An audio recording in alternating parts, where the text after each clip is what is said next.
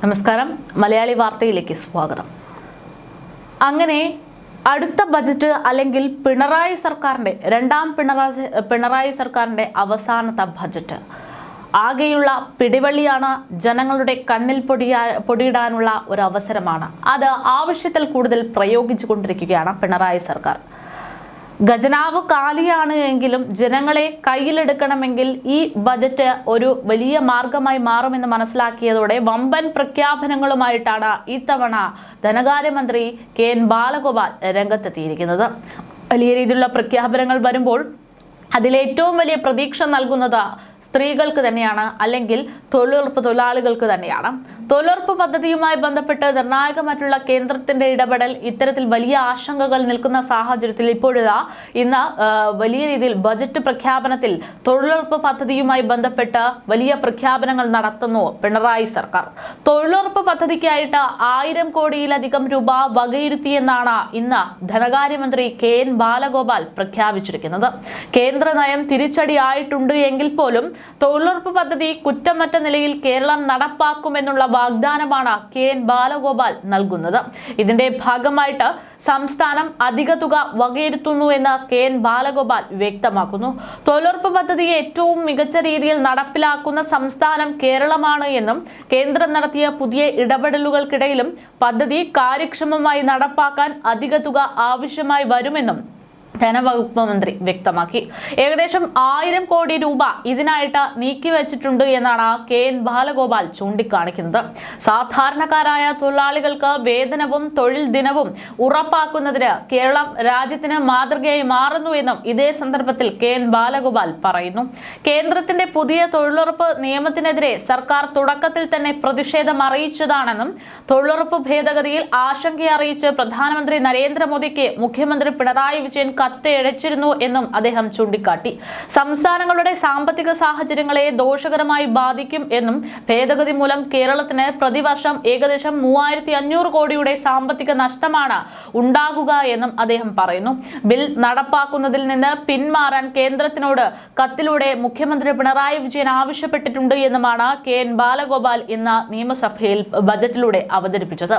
നിയമത്തിലെ പല വ്യവസ്ഥകളും അതീവ ആശങ്കയുണ്ടാക്കുന്നതാണ് എന്നും അവ സംസ്ഥാനങ്ങളുടെ പരിമിതമായിട്ടുള്ള സാമ്പത്തിക സാഹചര്യങ്ങളെ ദോഷകരമായി ബാധിക്കുമെന്നും വിശദീകരിച്ചു കൊണ്ടുള്ളതായിരുന്നു മുഖ്യമന്ത്രിയുടെ കത്തെന്നും KN ബാലഗോപാൽ പറഞ്ഞു. നിലവിലുള്ള മഹാത്മാഗാന്ധി ദേശീയ ഗ്രാമീണ തൊഴിലുറപ്പ് പദ്ധതി പ്രകാരം കൂലി ഇനത്തിൽ മുഴുവൻ തുകയും കേന്ദ്ര സർക്കാരാണ് വഹിച്ചുകൊണ്ടിരുന്നത്. എന്നാൽ പുതിയ ബില്ല് കൂലി ഇനത്തിലുള്ള കേന്ദ്ര വിഹിതം 60% കുറയ്ക്കുകയാണ് ഉണ്ടായതെന്നും നിലവിലുള്ള സംവിധാനത്തിലുള്ള ഇത്തരമൊരു മാറ്റം തികച്ചും വിനാശകരമാണ് എന്നുമാണ് വിലയിരുത്തൽ. പ്രാഥമിക കണക്കുകൾ പ്രകാരം ഈ മാറ്റം മൂലം കേരളത്തിന് മാത്രം പ്രതിവർഷം ഏകദേശം 3500 കോടി രൂപയുടെ സാമ്പത്തിക നഷ്ടമുണ്ടാകുമെന്നുള്ള ആശങ്കയും മുഖ്യമന്ത്രി കത്തിലൂടെ പറഞ്ഞിട്ടുണ്ട് എന്ന് ധനമന്ത്രി വ്യക്തമാക്കുന്നു. അതേസമയം കഴിഞ്ഞ മാസമാണ് ഇത്തരത്തിൽ തൊഴിലുറപ്പ് പദ്ധതിയുമായി ബന്ധപ്പെട്ട നിർണായകമായിട്ടുള്ള ഒരു തീരുമാനത്തിലേക്ക് കേന്ദ്രം കടന്നത്.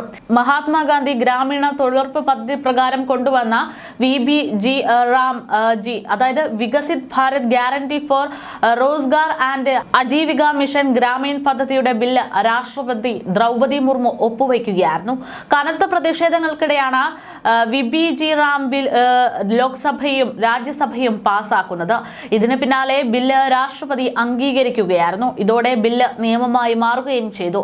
VBG-RAM-G ബില്ലിനെതിരെ ലോക്സഭയിലും രാജ്യസഭയിലും വലിയ രീതിയിലുള്ള പ്രതിഷേധങ്ങളാണ് പ്രതിപക്ഷത്തിന്റെ ഭാഗത്തു നിന്നടക്കമുണ്ടായത്. ലോക്സഭയിൽ പ്രതിപക്ഷം ബില്ല് കീറിയെറിയുന്നതടക്കമുള്ള രംഗങ്ങൾ കാണേണ്ടി വന്നു.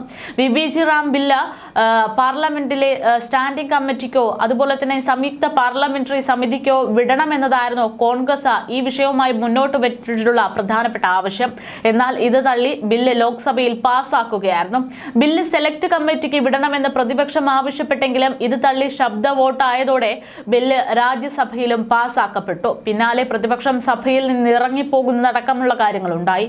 ബില്ല് നിയമമായതോടെ നിലവിൽ പദ്ധതിയിൽ അംഗങ്ങളായ 22 ലക്ഷത്തോളം പേരിൽ വലിയ പങ്ക് പുറത്താകാൻ സാധ്യതയുണ്ട് എന്നായിരുന്നു പിന്നീടുള്ള നിഗമനങ്ങൾ. തൊഴിൽ ദിനങ്ങൾ ഏകദേശം 125 ഉയർത്തണമെന്നാണ് നിയമത്തിൽ പറയുന്നത് എങ്കിലും നിലവിലുള്ള 100 ദിവസം പോലും എത്താനുള്ള സാധ്യതയില്ല എന്നുള്ള വിലയിരുത്തലിലേക്കും കാര്യങ്ങൾ എത്തിയിരുന്നു. പദ്ധതി നടപ്പിലാക്കുന്ന ഗ്രാമീണ മേഖലകൾ കേന്ദ്രം വിജ്ഞാപനം ചെയ്യുക എന്നതുൾപ്പെടെ നിബന്ധനകൾ നടപ്പിലാക്കുമ്പോൾ പദ്ധതി സ്വാഭാവികമായിട്ടും ചുരുങ്ങും എന്നുള്ളതായിരുന്നു അതിന്റെ കാരണമായി ചൂണ്ടിക്കാണിച്ചത്.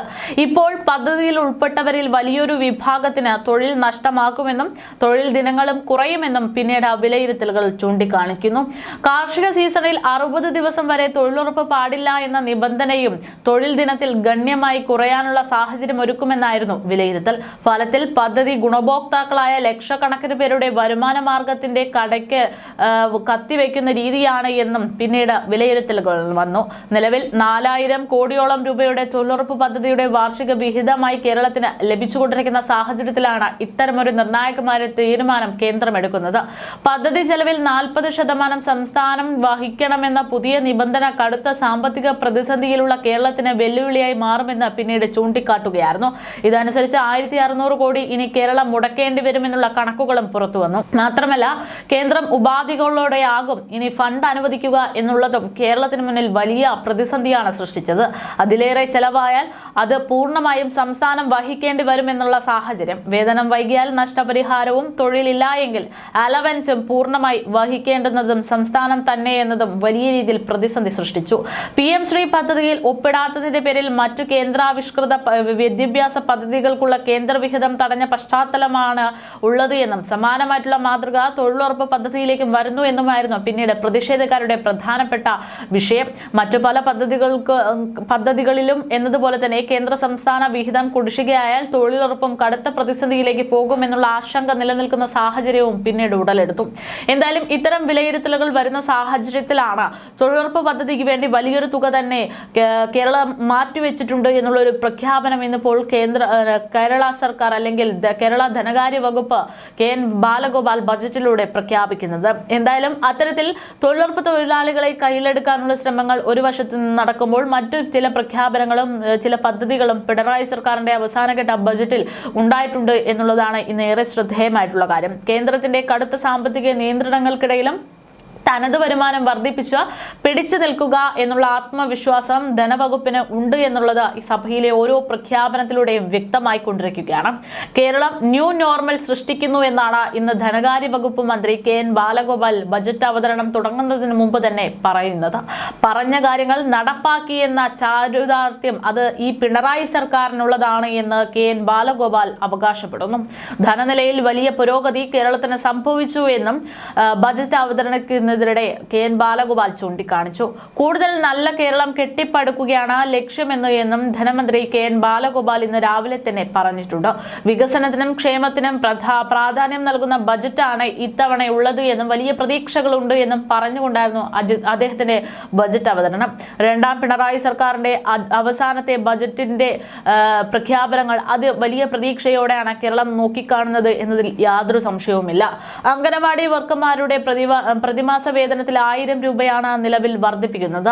ഹെൽപ്പർമാരുടെ പ്രതിമാസ വേതനത്തിൽ 500 രൂപ വർദ്ധിപ്പിച്ചു. സർക്കാർ ജീവനക്കാരുടെ DA കുടിശ്ശിക പ്രശ്നം പരിഹരിച്ചു എന്നും അവകാശവാദമായിട്ട് ധനമന്ത്രി ചൂണ്ടിക്കാണിക്കുന്നു.